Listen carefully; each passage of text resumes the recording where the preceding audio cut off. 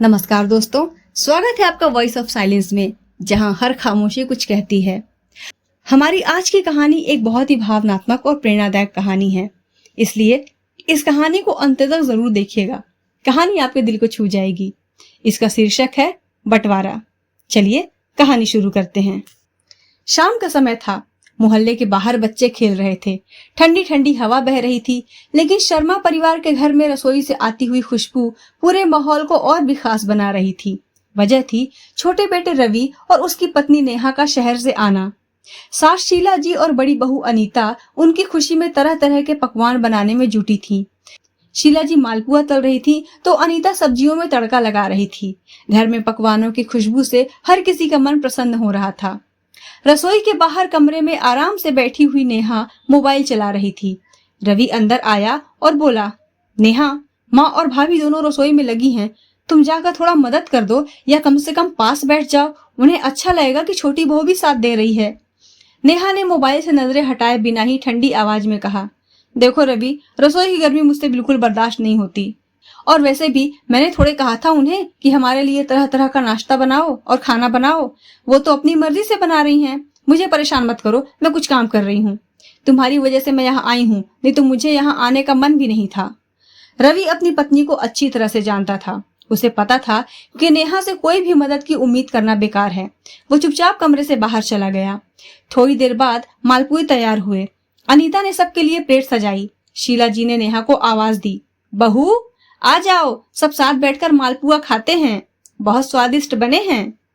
कमरे के अंदर से ही नेहा की आवाज आई, माँ जी, मेरे सर में बहुत दर्द है, मेरे लिए कमरे में ही भिजवा दीजिए, मैं यहीं खा लूंगी। शीला जी का मन खिन्न हो गया। उन्होंने बड़बड़ाया, एक तो महारानी रसोई में झांकने भी नहीं आती, ऊपर से यहाँ सब इसके नौकर हैं, इन्हें कमरे में ही नाश्ता खाना पानी पहुंचाएं। बड़ी बहू नीता ने समझाते हुए कहा, रहने दीजिए न माँ जी, कुछ दिन के लिए आई है, क्यों अपना मन कड़वा करती हैं? जब वो नहीं रहती है तब तो मैं और आप ही मिलकर सब संभालते हैं। शीला जी ठंडे स्वर में बोली, ठीक है, तू कहती है तो चुप हो जाती हूँ। रवि पता नहीं कहाँ से इसे उठा लाया।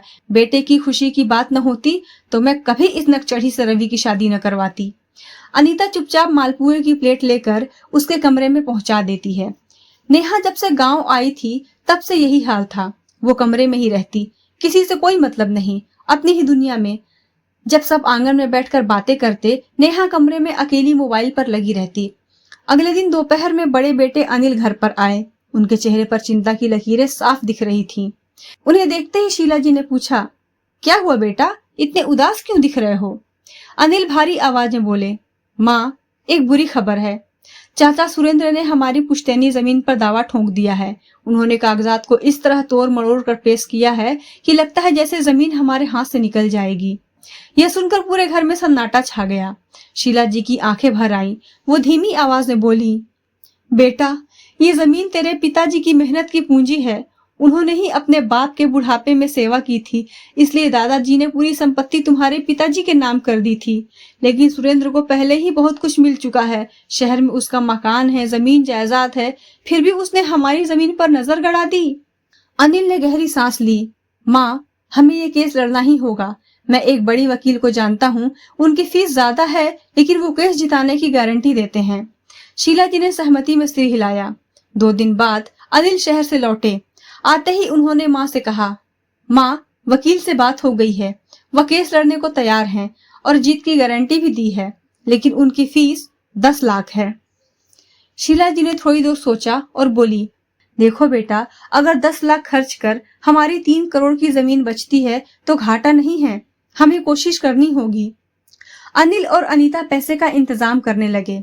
कुछ बचत इकट्ठा की, लेकिन रकम पूरी नहीं हो पाई। इसी बीच नेहा और रवि पहले से ही घर में थे। रवि ने कहा, भैया, मेरे पास 2-3 लाख की बचत है, अगर जरूरत हो तो मैं उतनी मदद कर सकता हूँ। लेकिन इससे पहले कि अनिल कुछ और कहता, नेहा, जो हर समय कमरे में घुसी रहती है, एकाएक पैसे देने की बात सुनकर कमरे से निकलकर तेज आवाज में बोली, नहीं, बिल्कुल नहीं, ये पैसे हमने अपने भविष्य के लिए संभाल कर रखे हैं, और वैसे भी ये मेरे अकाउंट में है। मेरी मर्जी के बिना इन्हें कोई हाथ नहीं लगा सकता। आप सबको ये पैसे भूल जाने चाहिए। मैं किसी को 1 रुपया नहीं दूंगी। उसका चेहरा गुस्से से लाल था। रवि चुपचाप सर झुकाकर खड़ा रह गया।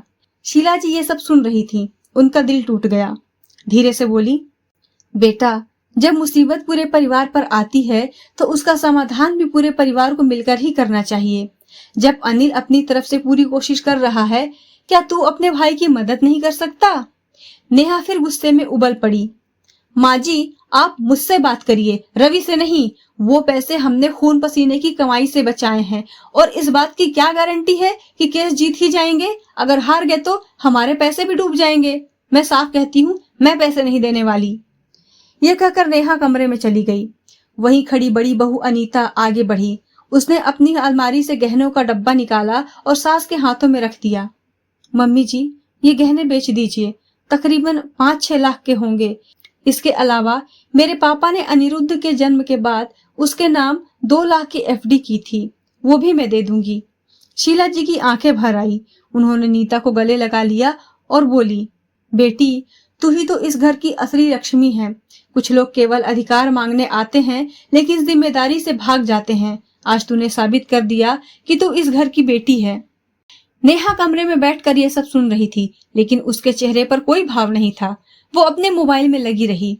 पैसों का इंतजाम लगभग हो गया था, लेकिन अभी भी 3 लाख की कमी थी। शीला जी को मन तो नहीं था, पर आखिरी उम्मीद लेकर नेहा के पास गईं और समझाते हुए बोली, बेटी देखो, हमें केवल 3 लाख और चाहिए। अगर तुम अपनी एफडी तोड़ना नहीं चाहती तो कोई बात नहीं, लेकिन शादी में जो गहने हमने तुम्हें दिए थे उनमें से कुछ दे दो। हम गिरवी रख देंगे और केस जीतने के बाद छुड़वा कर वापस कर देंगे। यह सुनकर नेहा जैसे फट पड़ी। माँ जी, आपको शर्म नहीं आती? वो गहने मेरे सुहाग की निशानी है, मेरा स्त्री धन है। कानून भी कहता है कि उन पर मेरा ही अधिकार है। आप उन पर नजर भी मत डालिए। आपकी जमीन आए या न आए, मुझे उससे कोई फर्क नहीं पड़ता। शीला जी ने समझाने की कोशिश की, बेटा, गहने हम मुसीबत में काम आने के लिए ही तो बनवाते हैं। अगर संकट में भी वो काम न आए तो उनका क्या फायदा? बड़ी बहू ने तो अपने सारे गहने दे दिए। नेहा ने व्यंग्यात्मक हंसी हंसते हुए कहा, मुसीबत आपकी है माँ जी, मेरी नहीं। अपना बोझ मुझ पर मत डालिए। और दीदी ने अपनी मर्जी से गहने दिए हैं, मैंने थोड़े उनसे कहा है, ना आपने कहा था। तो मेरे साथ जबरदस्ती क्यों? शीला जी चुप रह गईं। उनका दिल फिर से टूट गया। अनिल ने अपने ससुर यानी अनीता के पिताजी से 2 लाख उधार लिए और अपनी कुछ थोड़ी बहुत बचत से 1 लाख का इंतजाम किया और वकील की फीस भरी। महीनों तक चले लंबे संघर्ष और कर्ज लेकर वकील की फीस का इंतजाम करने के बाद आखिरकार वह दिन आ गया। करीब 1 साल बाद केस का फैसला आया और जीत शीला जी के परिवार की हुई। अनिल घर मिठाई का डब्बा लेकर आया। चेहरा खुशी से खिला हुआ था। माँ, हम केस जीत गए। अब हमारी जमीन सुरक्षित है। घर में जैसे दिवाली का माहौल छा गया। सबने एक दूसरे को मिठाई खिलाई। शीला जी की आंखों में संतोष के आंसू थे। अगले ही दिन सुबह दरवाजे पर कोई आया। यह कोई और नहीं बल्कि नेहा थी। साथ में रवि भी था, पर उसके चेहरे पर अपराध बोध साफ दिख रहा था, जबकि नेहा के चेहरे पर लालच भरी खुशी। उसके हाथ में मिठाई का डिब्बा था। वो हंसते हुए बोली, माँ जी, बहुत बहुत बधाई हो। देखिए, हमारी मेहनत रंग लाई। मैं तो रोज भगवान से प्रार्थना कर रही थी कि हमारा केस जीत जाए। उसने झुककर शीला जी के पैर छुए, फिर सबको मिठाई बांटने लगी। लेकिन घर के लोग चुप थे। वे एक दूसरे को देख रहे थे, मानो सबके मन में एक ही सवाल था, अब आ रही है? शाम को सब आंगन में बैठे थे। शीला जी ने कहा, अब जबकि हम केस जीत गए हैं तो मैं चाहती हूँ कि अपने जीते जी ही पैसों का बंटवारा कर दूं, ताकि आगे तुम लोगों को वही तकलीफ न झेलनी पड़े जो मैंने झेली। नेहा उत्साहित होकर बोली, हाँ माँ जी, बिल्कुल सही कह रही हैं। इतनी बड़ी रकम मिली है तो 2 बराबर हिस्से होने चाहिए, एक अनिल भैया का और एक रवि का। शीला जी शांत स्वर में बोली, 2 नहीं, 3 हिस्से होंगे। नेहा चौंक गई, क्या 3? लेकिन आपके तो केवल 2 बेटे हैं, ये तीसरा हिस्सा किसके लिए? शीला जी ने दृढ़ आवाज में कहा, तीसरा हिस्सा मेरा होगा।